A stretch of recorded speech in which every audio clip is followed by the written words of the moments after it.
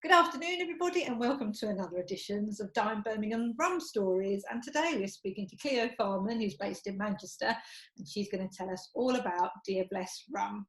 Hi, Cleo. How are you? Hi, Anita. How are you doing? I'm okay. So we've had a great sunny April, and today is downpour day, isn't it? Crap. But anyway, it's better when you drink rum, of course it is. Exactly. So do tell us about your rum and where they come from and how you got into the rum business. Cool. Right. Well, I got in the rum business first of all because I used to be sales and marketing manager for Necker Island. Have you heard about Necker Island? Yes. I know. Yeah, I've actually been to Mosquito Island. Have you? Well, I used to take press trips to Necker Island. Oh, awesome job. And my first experience with proper rum was when I'd had a few too many daiquiris, and I launched myself off the top of this bar, it's a pirate ship galleon, like a proper one off Norman Island. And I decided I'd had a lot of daiquiris, and I went up the mud and just hurled myself off. Okay, and I lived, and I thought, right, well, this is the rum for me. Drink serious, drink sensibly, folks. I should say, don't chuck yourself off any boats. But that's when I first thought, oh, I love rum. And obviously I was around the Caribbean quite a lot at that time, and I managed to see some distilleries, etc., and learn how it was made.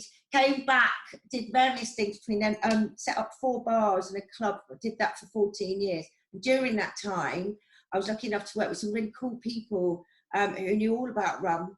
And I learned all about it. And also because I had a bar, I could just order what I wanted and try it, which was brilliant. And then sell it, obviously. But you know what I mean? So, good. So I did 14 years of bars, and then I decided to do it myself, which was brilliant. I always say this. Do you know the rum diarist, Stephen James? Yes. Of course, I used to sit with him outside Altrincham Market, and he used to bring me all to taste and tell me, you know, this is from there, this is from there. And that's how I learned about it. So I took myself back to the Caribbean, learned a bit more, came back and took the plunge, which was insane. So I've got leap of faith, isn't it, to do your own rum, especially in Manchester or anywhere. It's huge. It's huge, and you've got to get it right, because I've got to be careful. If you produce a rubbish rum, that's your first shot, it's over with. Do you know what I mean? So I took it really seriously and wanted it all to be about provenance and authenticity and, you know, honouring the place where it comes from and the culture. So I wanted to do 2 SKUs, which are these 2. I've got one, this is the golden rum, or a Caribbean blend. We've got to be careful not to talk about it by colour. They're trying to get away from that, because I'll tell you about that in a bit. But anyway, this is the golden rum, which is like your proper Caribbean rum drinkers rum, for people that really like it. And this is a easier drinking Caribbean rum as well. And this is the Clementine spiced rum, and spiced rum's really popular at the moment, as you know. And I wanted to do 2 because I wanted to cover both ends of the spectrum. So I shall explain. Yes, carry on. Cool. So this one, right, it's the golden one. I'm very, very proud about this, and tell me to stop if I go on. This has got, so I went there, and I went over to the Caribbean and tried loads of different rums and went to different distilleries. And then I came home and brought home lots of different tiny bottles and got samples sent to me. Literally spent ages tipping and sampling, so that I could take it to the blending house, which is called Skier, and they did it for me. But it was giving them some guidelines. And in the end, I settled for an 8-year-old Bayesian rum, which is pot and column still, which is beautiful and typically very smooth and silky. And it's got notes of peaches and apricots, like stone fruits. It's beautiful. Then I settled on a 4-year-old lovely 100% pot still Jamaican rum, which is, well, we know about that. It's amazing. It's full of funk in it, like it's really lovely and powerful.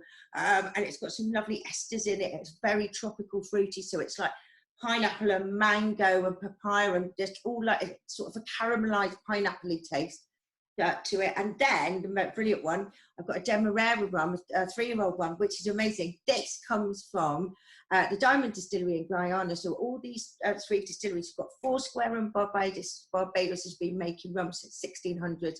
Wortley Park since the 1700s, that's in Jamaica, and this one since, I think, 1800s. I might got that wrong way around. But anyway, they've got a still there made of wood, which is called the Enmore Coffee Still. This is massive, and it's been making rum since 1830. Okay, and it looks like Jenga blocks.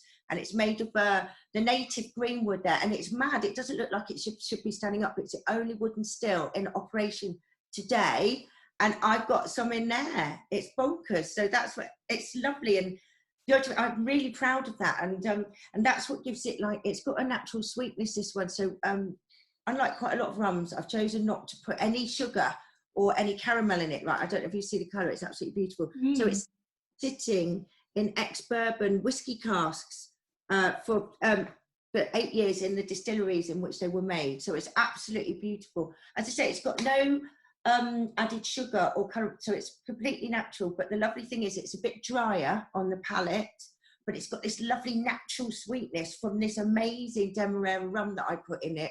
So I get very, very carried away about that because it's beautiful stuff. That's a fantastic pedigree, isn't it? All those rum places that have been going for 350 years. I know, it's amazing. It's amazing. It really is. It's brilliant. And I did get it. I got the years wrong. I knew it. But Diamond is 16, Wordy Park 17, and Barbados is 18. There you go, 100. So I got that right. Right. Okay. In your opinion, where does the best rums come from? Oh, from my distilleries that I've used, of course. You've got a mixture, haven't you, of like Guyana, Barbados and Jamaican? So is that exactly. You couldn't decide, you had to have like a bit from all three countries? Yeah, I don't really want to say which is the best because they've each got their own, you know, I mean, there's a 1996 Enmore rum, okay, which is this guy.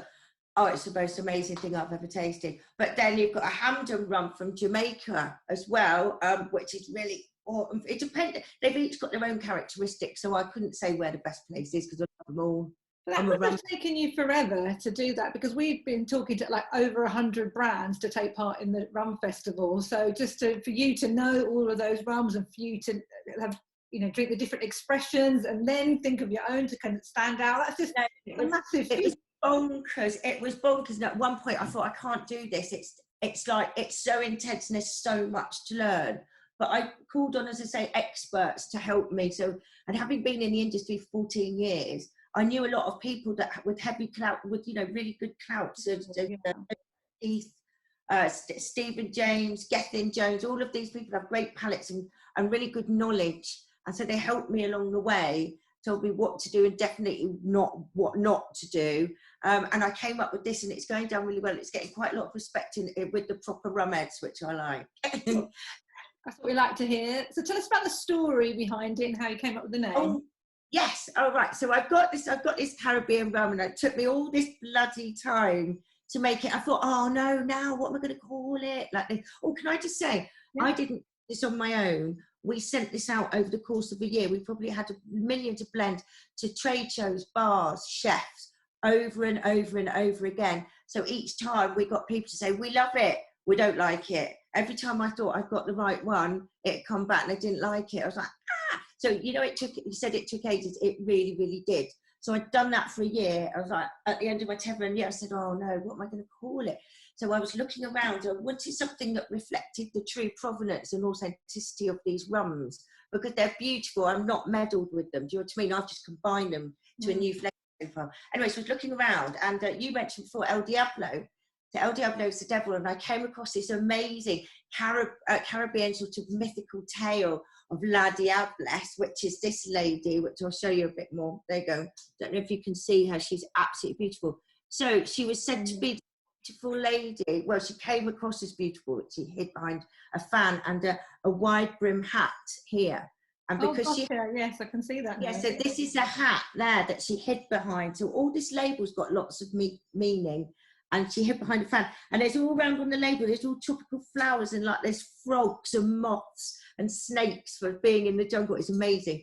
And she used to wander the streets in the Caribbean by moonlight, and she had a cloven hoof from her dealings with the devil. He gave but she always walked with it in the grass so that no one could see it. That's what I would do as well, to be honest. Yeah. My mistaken cloven hoof foot. Yes. Just hide it in the grass. So anyway, she do that, and then she seduced poor unsuspecting men, take them in the forest, and they become so bewildered that they'd never be seen again. That was her. She's this brilliant Caribbean temptress. And everybody didn't know quite how to say it. So You could say Diablesse, Diablesse, Diablesse. It's up to you, as long as it gets the point across.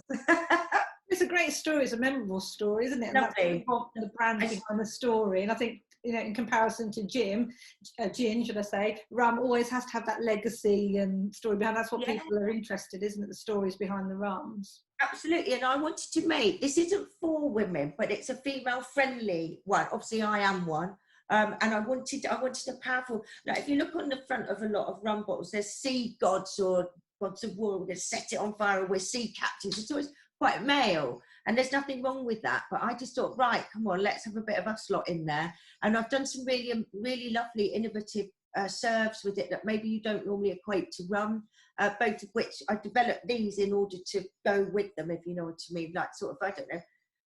Well, I'll tell you about them in a minute, but they're beautiful. So what are the best ways to drink those two rums? Okay, well, I'll tell you about this one. This is amazing because it's dry. I love it on the rocks, but I would.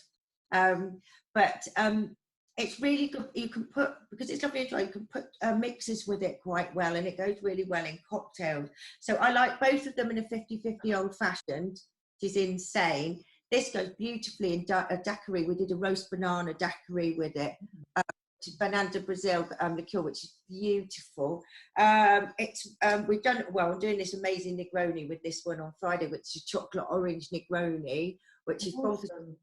This amazing, like, if you want a really simple serve, we put this with elderflower tonic, okay, on its own, but also add Prosecco, and you've got this really lovely long spritz, and it's just very, very versatile what you can do, because, as I say, it's not overly sweet.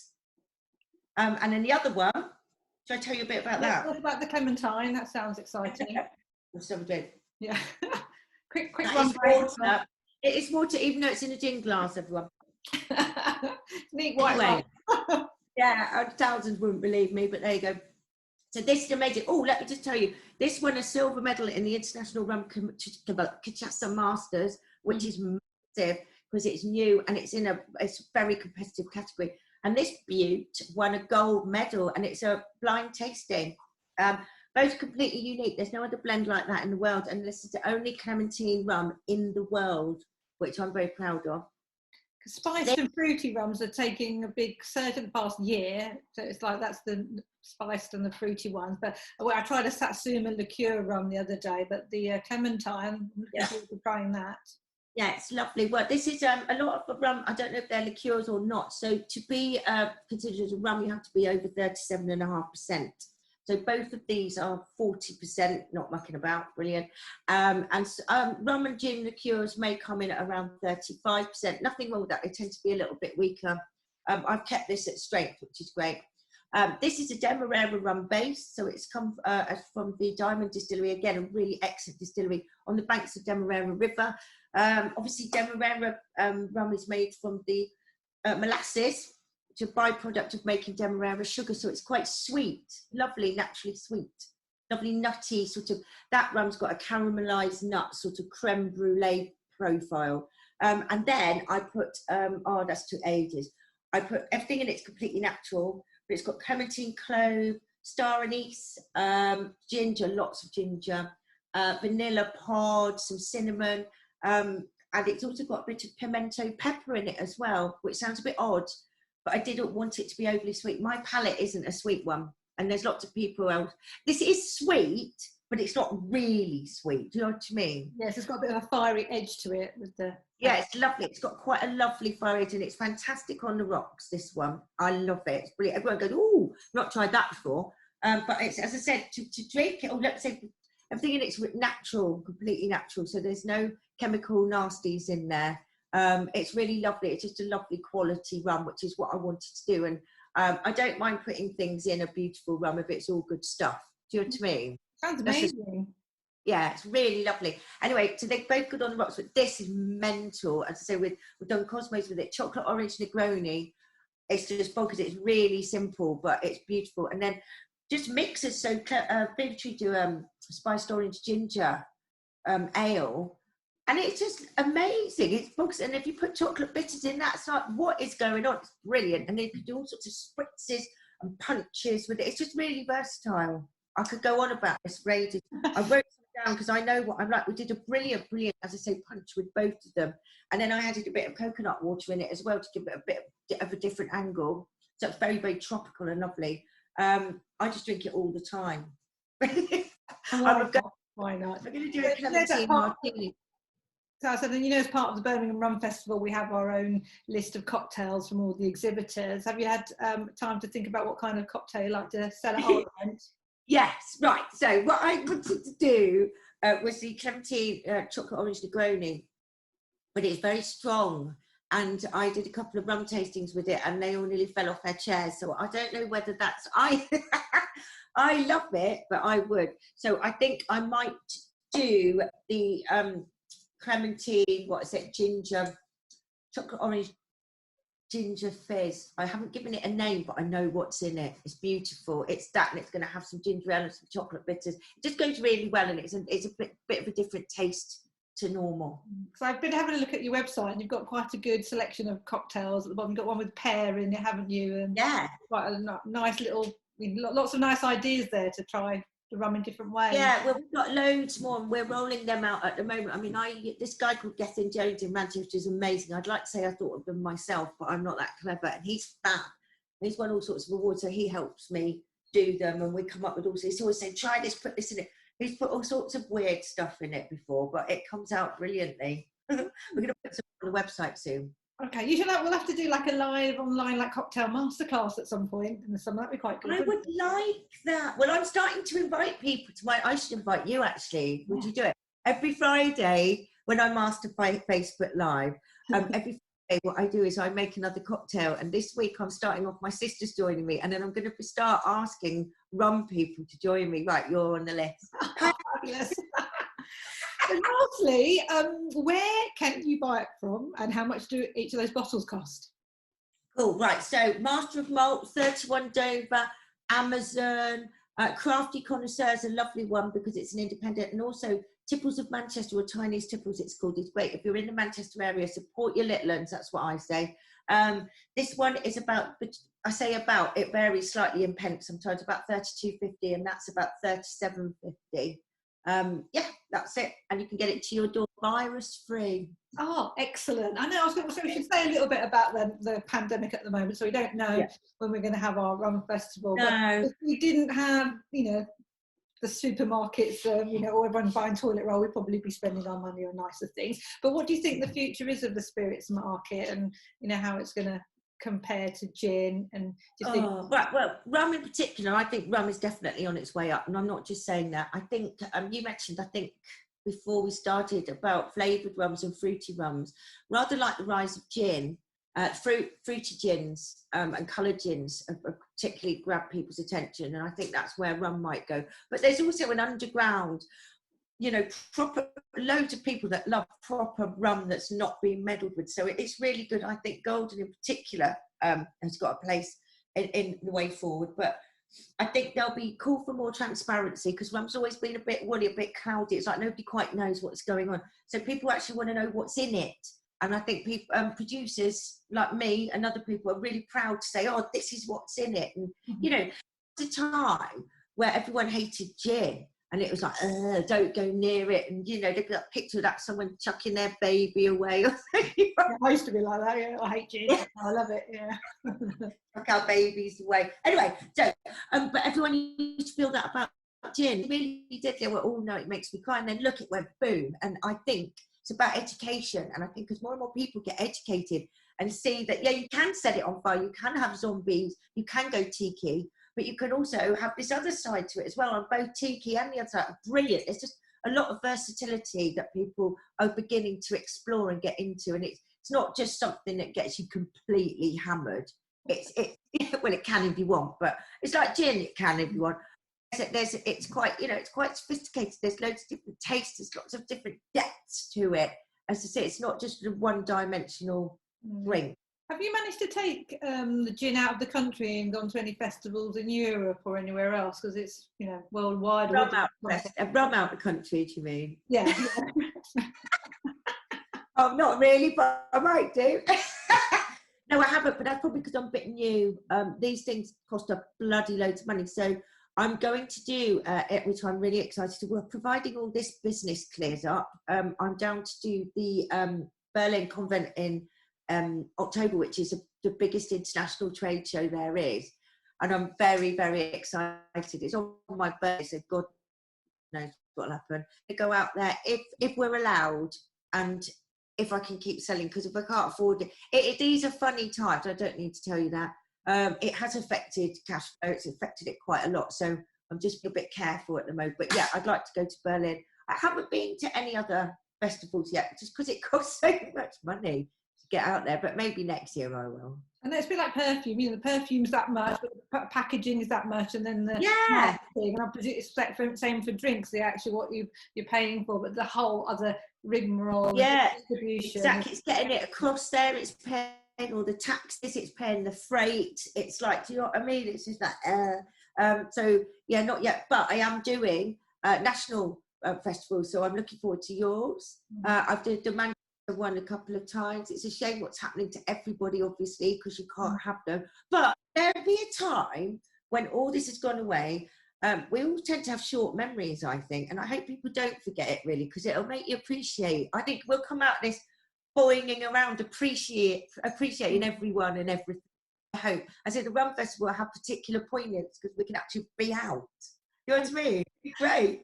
And near each other and hug, you know. It'll be that, yeah. We're out, we'll be running about. Oh, it's been brilliant to talk to you, Cleo, and hopefully we'll get to see you at the Birmingham Rum Festival very soon. All right, bye. Cheers. Oh, cheers.